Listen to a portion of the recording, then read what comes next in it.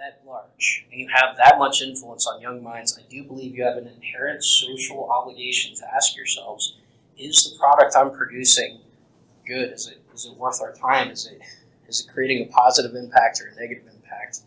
And when we deal with that large of an audience, I believe we have a social obligation to ask whether or not to curtail gun violence in future games or even consider excluding them altogether. I'm hoping for three things today during this little talk. One, you realize the power and influence that you will have as future developers in the video game industry. Two, I'm hoping that you realize that there is a difference between violence and gun violence, and something that I'm going to go into later in detail. And the third thing, I'm hoping that you learn one very valuable lesson. It's very important to check your sources and always, always, always fact check, do your own research. For those of you that don't know much about me or why I'm giving this talk, a little bit about my background. I have a Bachelor's of Science in Psychology from right here at CSU. For over 2 years now, I've worked for the Army Research Institute. And I don't believe either of these things makes me an expert of research. It doesn't even make me a researcher by title. But I do like to think that by now, I know the difference between good data and bad data. The difference between good research and bad research. As far as the firearms side of the house goes, I know quite a bit more. I'm a former military veteran with the U.S. Army, 4 deployments in support of the global war on terrorism. After that, I was a small arms weapons expert for the Lightweight Small Arms Technologies program in support of future combat systems. And all that is a fancy way of saying I helped engineers make better guns for the infantry.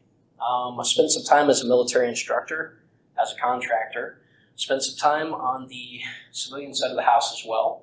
I developed some courses in marksmanship, weapon safety, and even some advanced tactical courses. I've contributed to the field of firearms. I did an independent study my senior year of college at CSU, where I examined the relation between knowledge of firearms and social acceptance of firearms, and created 2 surveys successfully, which I hope one day get widely used in the field.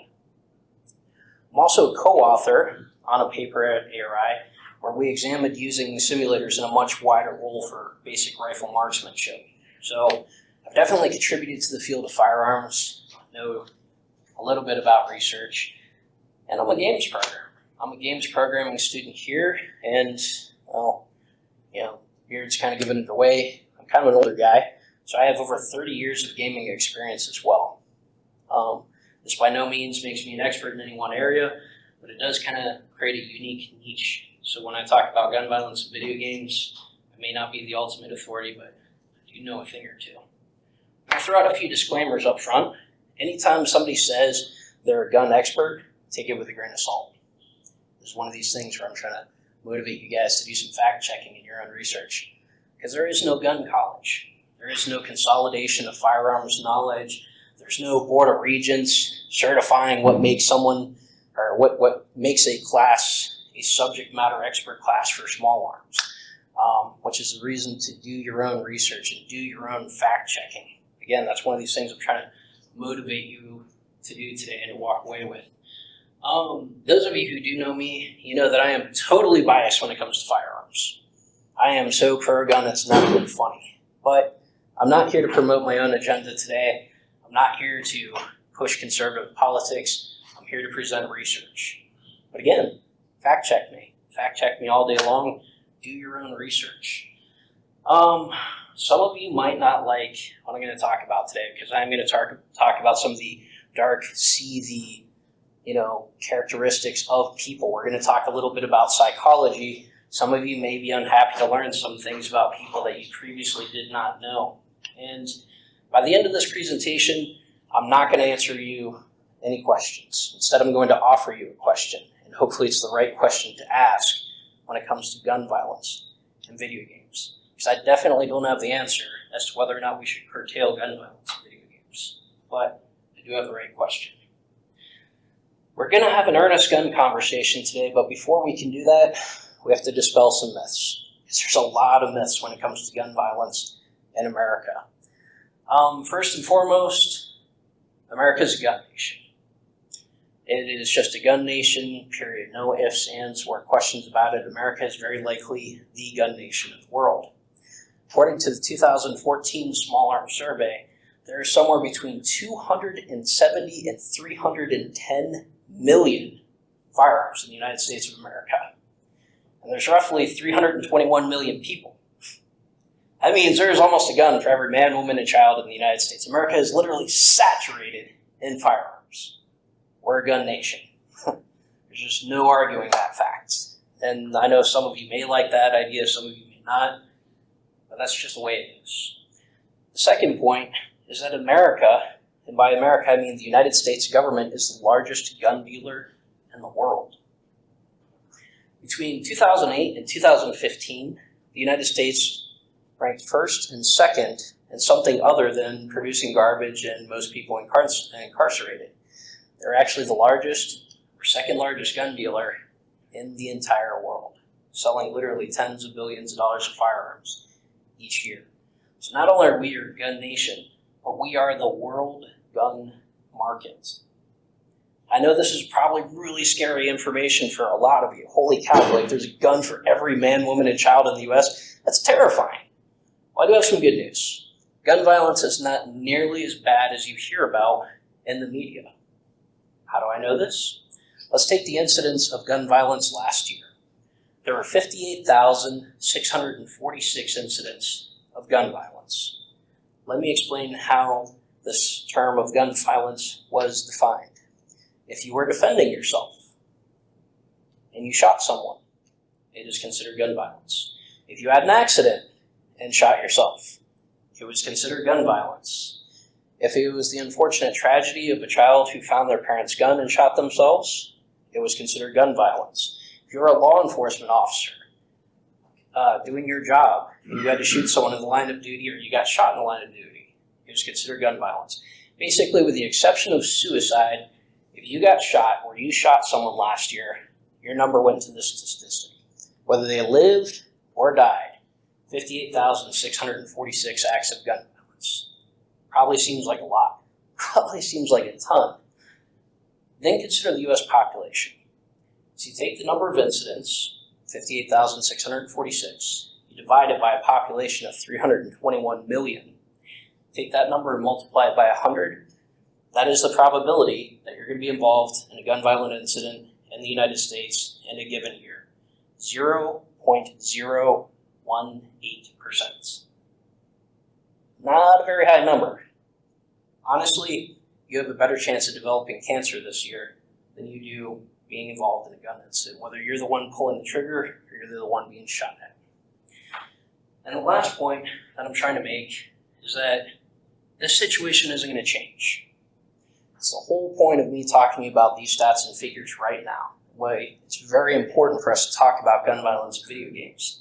The situation is not going to change anytime soon because there are around 300 million firearms floating around there. So if you're a young politician and you do want to get rid of all the guns in America and ban them, you have to figure out how you're going to round up 300 million guns. You have to figure out how you're going to bypass 50 different state laws pertaining to firearms. You have to figure out how you're going to get around the pesky Second Amendment if you're, again, trying to ban firearms. And you have to figure out how you're going to motivate a government that makes tens of billions of dollars a year off the sale of firearms, how you're going to motivate them to help you with this when we are their largest gun market. I'm saying all this not to push my politics or my agenda, but you need to understand the gun situation in America is not going to change. I was not allowed to advertise this talk as gun violence in video games because the university would not allow the word gun at any topic. I couldn't advertise it. Within the CIMFest app, if you look at the description of my talk today, it got chopped down to a one-liner where, again, the word gun had to be taken out, and I initially submitted a 200-word abstract. So, yeah, we can't bury our heads in the sand. We can't ignore it. We can't wish it away. We can't just not talk about it. And for those of you who aren't convinced whether or not we need to talk about it, as of July 1st, right now, it is legally permissible for someone in this room to be carrying and concealing a firearm on CSU. in any campus in Georgia. It's important for us to talk about this issue. So again, this isn't me pushing my politics, it's just explaining the situation that it's not going to change. Now, I talked about how gun violence is different than regular violence in video games. So if you're not familiar with the violence in video games arguments, you typically fall into one of two camps, and this is a very broad summation of it. But if you're for violence in video games, your argument goes something to the effect of, hey, there's violent and angry kids, and there's violent video games. Violent video games provide a good outlet for violent and angry children. There's been a lot of evidence and research into this, and it's a neat idea, but it doesn't work for gun violence. I'll explain why in just a second. If you fall on the other side of the camp, your argument goes something to the effect of, monkey see, monkey do. Children see these things on television, they see it in video games, and then they go out and do it in real life. And again, there's tons and tons and tons of research on this, and again, it's a very neat idea, but when it comes to gun violence, it is a moot point. And if you ever want to just kind of catch the summation of the pros and cons, it's a really good website for you guys to check out. I know right now some of you are like you said, what? What do you mean? These are the main arguments. This has been the whole point of the violence video game debate for a long time. What do you mean it doesn't relate to gun violence? Here's my point. If you're in the pro-violence camp, how are you going to prove that somebody decided to put down a gun and pick up a controller? How are you ever going to conduct that research? How are you going to do it safely? Again, safety is my main point here. Even if you get IRB approval to do this research, don't do it. You'll become an accessory to murder very, very quickly. Don't do it. Because there is no safe way for us to figure out that, I really wanted to go out and shoot someone today, but I put in Call of Duty instead. The only evidence we're ever going to have of that is people recording in a survey, Dear Mr. Psychology survey. Today, I really wanted to shoot someone, but I played a video game instead. The end. Which is great and all, but there's two problems with self-report data. One, people lie. Two, people even lie to themselves. So it's not good data. It's really not. It's not a good way to, it's not good evidence for research. So when it comes to gun violence, this is a neat idea, but it just doesn't pertain to it. And for the monkey see, monkey do behavior, kids will copy stuff they see on TV and in video games all day long. I'm not going to refute that point. The very first video evidence I ever saw of this was a black and white film, and it had great evidence. When I was a kid, and this is again showing my age here, we used to do the crane kick on each other all the time because that was the ultimate move in karate movies at the time. My kid brother had to have Mortal Kombat taken away because he kept wanting to punch and kick his friends. But we don't see kids copying murder, and we're not going to see kids copying murder. This is kind of the premise of my argument today. There is a difference between natural violence and unnatural violence. Natural violence, and these are again Blakeisms, they're just terms I'm using for this, so don't Google it, you're not going to find it. But natural violence is something that you're going to see in a toddler or young child. You'll see them push, you'll see them kick, you'll see them pinch, you'll see them bite. It's usually something to the effect of, you took the last cookie and that angers me, so I hit you. These are naturally occurring behaviors we see in children, and we as a society correct these behaviors and teach them, no, that's not okay. But what you don't see on the playground is you don't see kids trying to smash each other's heads in with rocks. You don't see children pushing each other out in traffic. You don't see children in classrooms stabbing each other with scissors. Because it's not naturally occurring violence. I know a lot of you are probably very unconvinced about this argument right now. So let's use a counterexample. Let's talk about when a human being is supposed to kill another human being. So right now there are tens of thousands and even hundreds of thousands of jobs, government jobs, in which we pay human beings, part of their job description is to kill other human beings. For those of you who haven't figured out what I'm talking about right now, talking about the United States Infantry and the Marine Corps Marines. Yes, their main job description is to uphold and defend the United States of the Constitution against all enemies, foreign and domestic. But when ordered to do so, they are absolutely expected to kill other human beings. But I don't want to just talk about the soldier example or the warfighter example. Let's talk about the ultimate example. Let's talk about World War II. We're fighting the Nazis. We're dragged into a war we didn't want to be a part of. We had all kinds of nationalistic pride and propaganda, and it was a person's duty at that time to go and fight the United States. We were helping out our allies. We were saving a people. People were super motivated and rallied behind this once we got attacked by Japan. We were all for this. And so you had tons and tons and tons of young Americans signing up, going through Army training, going overseas to fight, and when they were confronted with that kill or be killed situation, how many of them do you think were actually willing to pull the trigger? Anybody want to take a guess? Come on, throw out a percentage. Take a guess. You're actually not that far off. According to the SLA Marshall report that he filed in 1947, in a kill or don't be killed scenario, a United States soldier was willing to kill 25% of the time. And the Army didn't like it. A lot of people were like, there's no way that our nation's heroes are only willing to do this 25% of the time.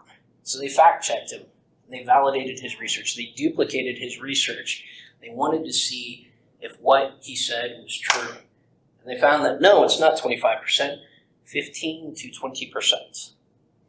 So in a situation where humans are supposed to kill humans, yes, I'm using quotations here because hopefully this never occurs, but sometimes it does.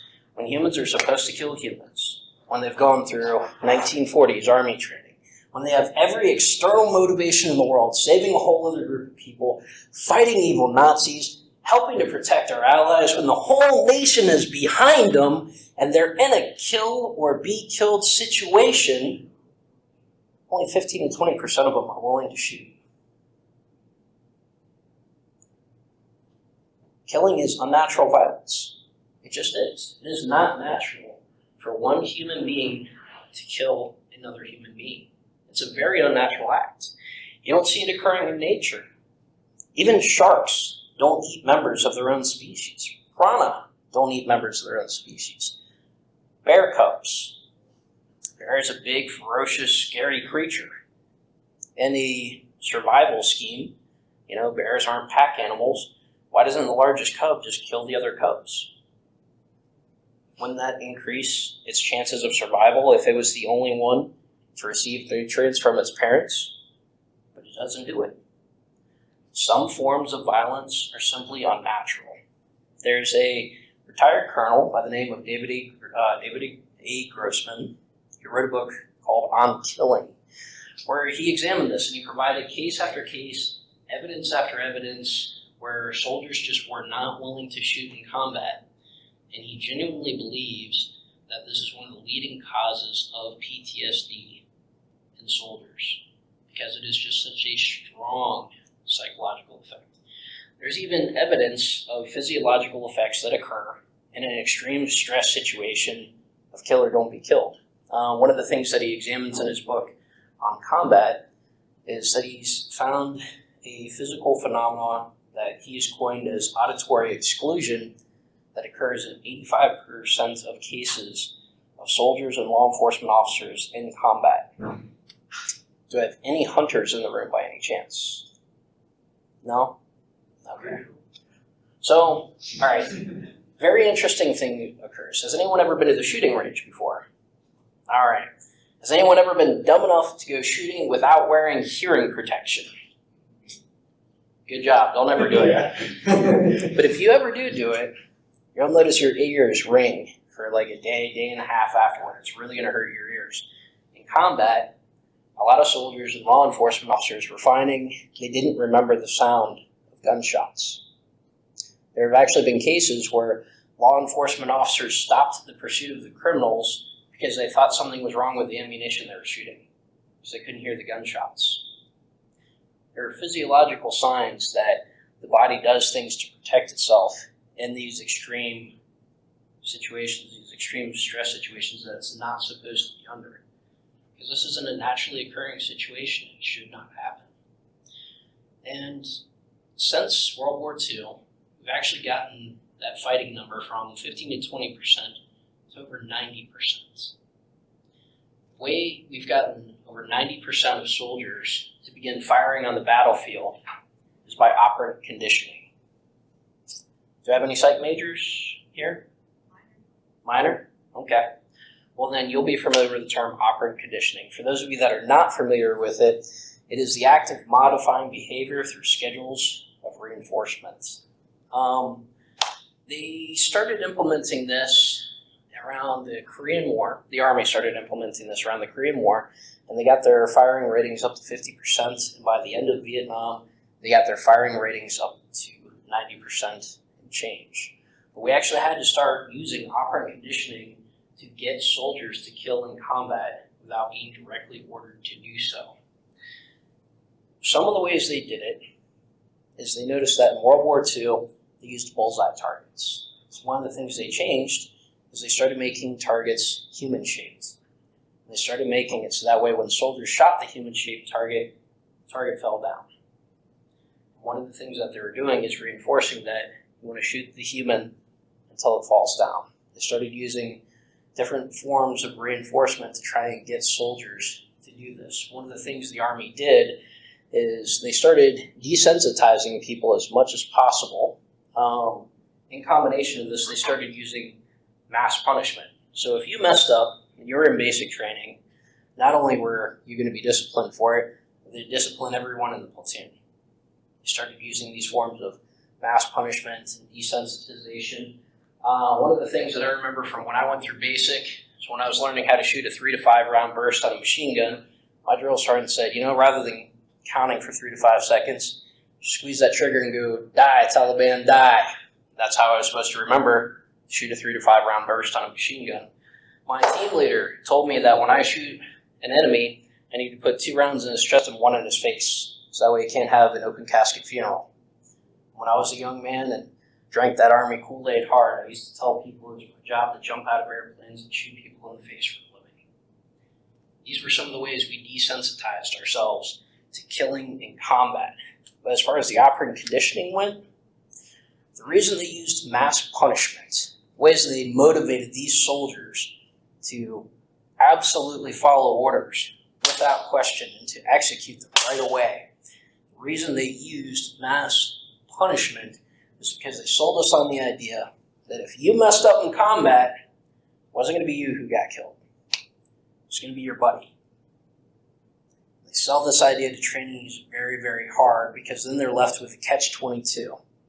I can either kill the bad guy or I can kill my buddy. You combine that with peer pressure, you combine that with operant conditioning, and you now have human beings that are willing to kill 90% of the time when faced with a kill or don't be killed scenario. The reason I'm bringing this up is because I'm finally getting us to that question that I promised you at the very beginning. I told you that I would get us asking the right question, because I'm hoping by now you're convinced that killing is not a naturally occurring form of violence.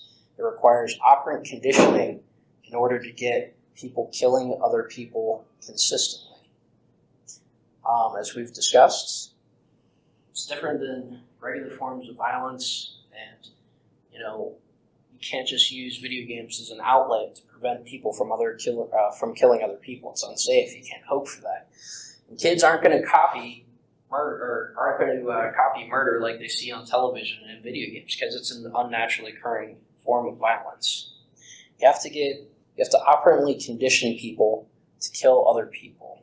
So the big question that we need to ask ourselves as we're developing video games is, are we providing a form of operant conditioning for killing? Are we operantly conditioning children to kill in these video games? I've got my own opinions on the matter, and at first, to me, they were pretty cut and dry. And then 2 different things came to mind. One was a video game that Daniel introduced me to called Raw Data. It is a virtual reality game. And in the game, it's a shooting game. You even have to drop magazines in order to reload. But one of the things you have to do in it is you actually have to line up your sights correctly. Make no mistake, we're absolutely teaching children how to line up sights in this game. I'm not necessarily saying there's a form of operant conditioning. We are teaching correct sight alignment. We are teaching sight picture in that game. Another thing that Grossman proposed was a pretty interesting idea that needs to be researched. When they studied mass shooting situations of teenagers in high school, they found that some of these teens went in with a very specific objective. I want to kill this particular group of people. And after they killed them, they just kept shooting, and they kept killing people. Some of them interviewed after the fact literally broke down in tears and sobbed because they had killed some of their friends, and they had no idea why they kept going. One of the ideas that Grossman is proposing is that in the absence of any other training, because these are not soldiers, these are teenagers that were, learned from somewhere in order to do mass shootings, is that in the absence of any other form of training, they lacked the stimuli that a video game typically gives you when you've completed an objective or ended a level.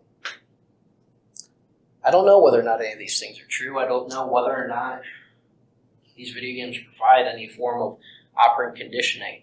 But I do believe that we as such a influential group do have a social obligation to ask ourselves as we develop these games, are the things we're producing providing some form of operant conditioning? Do I have any questions from anybody? I'd like to ask one, just because based off of my own experience with it, and our trip to the virtual battlespace labs. They use a variation on what's known as ARMA 3, which is one of the more realistic simulations of it. And kids play that all the time, and Fort Benning is using that as a training tool. Mm-hmm. Wouldn't that lend predation to your operant conditioning idea? Possibly. Again, this is a question, and it's one that people aren't researching because my question that I'm raising here today just tends to get shuffled in with the same old video game debate of violence in video games. Nobody's really taken the time to actually look at, are we operantly conditioning kids toward gun violence? I don't have an answer to the question. I'm just throwing it out there because I'm hoping that it's a question we begin asking in the future. Alicia. With some games, this is an opinion kind of thing. So, with some games, the games I play, violence is not the focus. Yes, you shoot. Yes, you kill. But the focus is a story of character. It's like reading a book. And like when I interview my team, if I tell them about games, they don't think it's an operant. I mean, you don't think operant conditioning is not operant conditioning. But they think it's like a book. It comes out fictionally. So Yes. I guess the whole, in my honest opinions, possibly my bias, I guess I don't see the issue as much because they think of it as reading a book or watching a movie. It doesn't come out like I can do this when I get home. Even my little 7-year-old niece, she doesn't think of stuff like that I do this when I get home. She thinks it's just not to read, enjoy, be done with. I mean, maybe it's my opinion, though. I just want to think that kind of. You had a question, Baxter? I actually had a kind of a counterpoint to his statement earlier. ARMA 3 has a mod where you can play, it's called Days. It's got zombies in it. Daisy.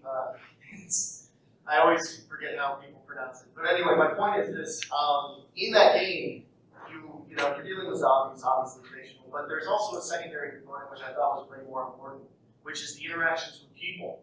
Because in that game, it's not like Call of Duty where you're shouting at people from across the map, or you can talk to your buddy from across the map. You can only talk to somebody when you're in close quarters with them, like you would in real life. Mm-hmm. And that game I've seen a lot of people play it in a way that you wouldn't necessarily expect them to play it, where they meet people and they make friends, or they work together, to protect themselves. And I thought that there was a very visceral kind of component to that, where sure you have the option to shoot somebody in the head if you got a gun, or you could kill them. But I've seen a lot of examples where people actually made real friends over this, because it's almost like meeting somebody in real life. Obviously not, but you know what I'm saying. Yeah. And the emotional component there to make that decision whether you kill this person or you become friends with this person or work with this person is very similar to reality in, in a distant way. So I just thought that was, interesting, because not a lot of games present you the choice. A lot of games that revolve around violence, you shoot someone, that's it. You want them dead and that's the end of it. It's not a lot of, leeway for, positive aspects, is what I'm trying to Dr. Armando? I find that the ergonomics of systems, which is the interface of a human being with the systems, has a lot of influence in how we learn things. Now I'm wondering, for instance, if I play NBA Live, with my controller, after I do that, there's no way that I'm going to go and do the same thing in the actual form. No. This is not a direct translation between the two. So it's the same thing that I'm shooting in a particular game, and my shooting is, of course, is the trigger, but still the controller is very different from for gun. So would there be, I'm not necessarily expecting an answer, as you said before, but would then having a gun shooting the dog hunt, that you actually have, but one that will actually kick back and vibrate or have the same effect, would that condition more to do something like that with real gun? Because the other thing that the counterpart to something like this is that with the drones nowadays, the good game players, good gamers that use the controllers are actually the ones that they hire for that. To be pilots. So now you use the controller and you're actually doing that. But there is a direct translation now, but this is the other way is we transform our weapons to look like, to be as usable as a game controller. Yes. Which is not using it the other way.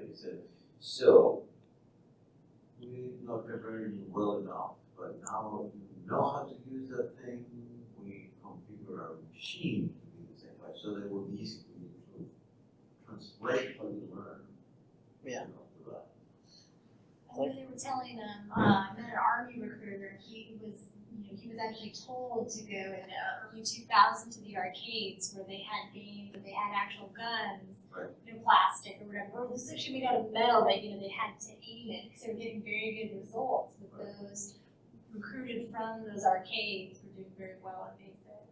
So one thing about that, I can tell you pretty definitively that there is nothing in any video game that I've seen up until now, or up to now, that actually teaches no-nonsense marksmanship for guns. I can say this pretty definitively because that paper that I co-authored for ARI, we examined using a very sophisticated and even newer simulator than the EST for teaching basic rifle marksmanship.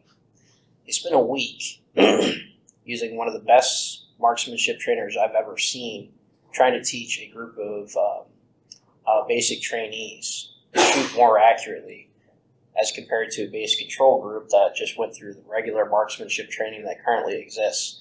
And I can tell you that the base group absolutely just mopped the floor with the experimental group. So if you have a multi-million-dollar state-of-the-art simulator explicitly designed for teaching marksmanship, can't teach basic trainees to shoot better than existing marksmanship, there's no way that a video game, even an arcade game where you're holding a gun, is actually going to teach marksmanship. The one thing that I would say, especially in regards to your basketball comment, Dr. Armando, when it comes to operant conditioning, it may not teach you any basketball skills, but you may find yourself taking shots on the court that you wouldn't have taken before just because within the game you habitually started dribbling this way or dribbling that way or taking shots at certain times. And that could have an influence on your game. To give you guys an idea of what operant conditioning is, there's a great story shared in the book on combat, where they talked about a law enforcement agency that was teaching their law enforcement officers as a battle drill on the range. They're drawing their pistols, taking 2 shots, and reholstering. And they kept drilling this. Bang, bang, reholster. Bang, bang, reholster. What do you think actually happened when they got into a gunfight? So 2 shots and put it back. Bingo. Whether or not the person was dropped or not, and they actually had a law enforcement officer who got killed by this, they had drilled so many times to pull, take 2 shots, and reholster. That's what he actually did in combat. Because the operant conditioning thing is so important. When you're in that super stressful, unnatural situation, you're going to rely on your training. You're not going to be thinking about things. You're not going to have higher thought processes. This is totally the instinctual part of your brain taking control. One thing that a old Army trainer used to always say is that we don't rise to the occasion on combat. We stick to our level of training, which is where the old slogan, train how you fight because you're going to fight how you train, actually comes from. Valencia. Another thing you can add to that question about operant conditioning video games, you can add, also depends on what platform you're playing on. Because, again, honestly, I think it'll be more operant conditioning doing it in virtual reality than what we doing it on controller.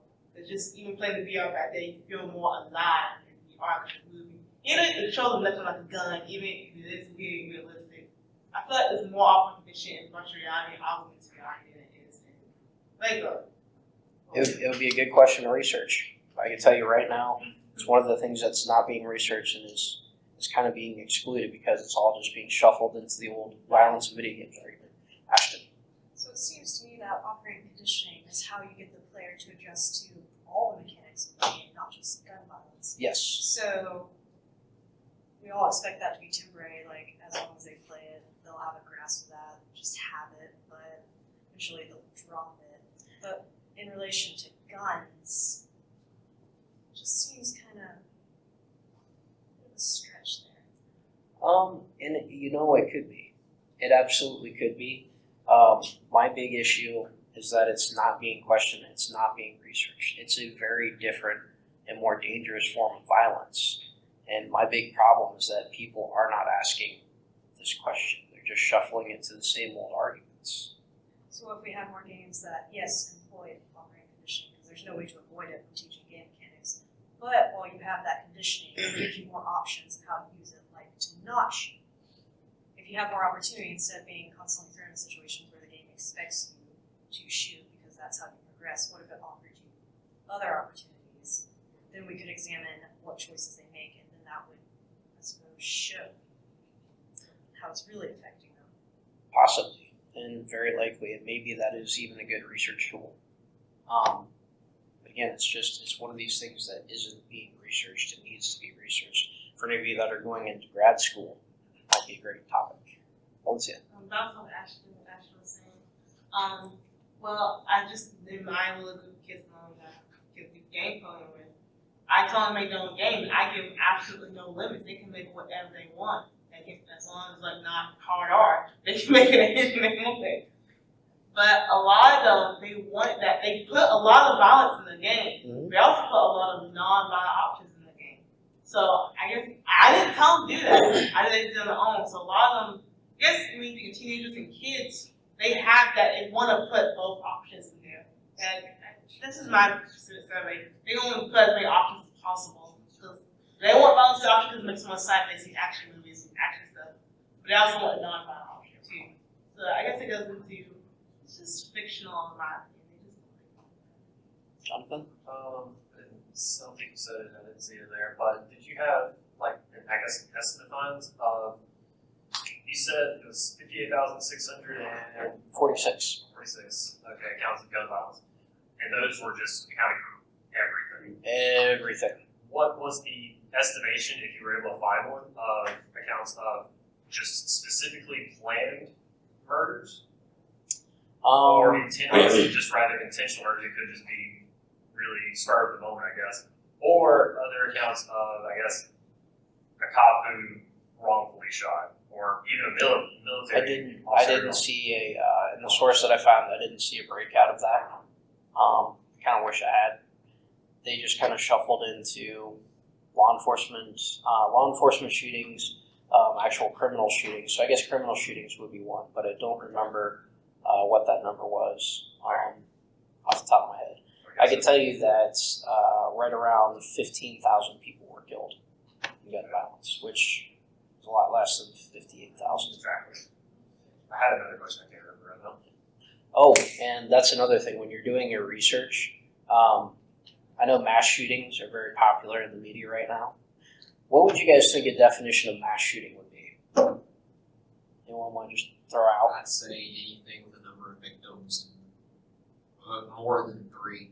More than three? More than 3. More than 3.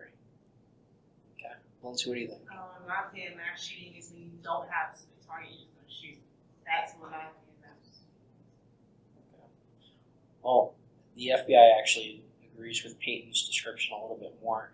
And I have a problem with this definition because I'm already seeing where we're getting skewed results in the way people are counting them. If 4 or more people are injured in a shooting, or 3 or more people die, it's counted as a mass shooting. That's how I look at it, was deaths. So here's my problem with this definition, especially when you're talking about 3 deaths or more. What if you have a pair of law enforcement officers pursuing a pair of dangerous criminals? One of the law enforcement officers gets killed and both criminals get killed. That's technically a mass shooting by that definition. Was it done by a single act of gunman, though? Not included in the definition. Not included? Not included in the definition. You could be Jim Bob coming back in from hunting and you're, showing everyone the duck that you shot and you lay your shotgun against the chair or something and it falls over and everybody gets peppered with bird shot. 4 people got peppered, technically classified as a mass shooting by FBI definition. I got a problem with these definitions. So again, do your own research, check your resources. Lindsay. I would just say, I don't know. That's not really. I think it has to be if someone's just planning to kill without, if you have a specific target, then not. That is something that I think should be included in the definition of mass killings. In my opinion, and this is just Blake's opinion, so take it with a grain of salt, I think intent should be added to the definition of mass shooting. That somebody went with the intent of shooting multiple persons. All right. Shocker. Well, I don't even necessarily think That's it. fair. I don't even think it necessarily matters that they don't care who. Even if they just went with the intent of, I'm going to kill these 3 people at my work, I still think that should count as a mass shooting, as long as the intent was incurred there as well. But I really think intent should be added to the definition. Unfortunately, right now, this is the FBI's definition, and it's 4 people injured or 3 people killed. Any other questions? All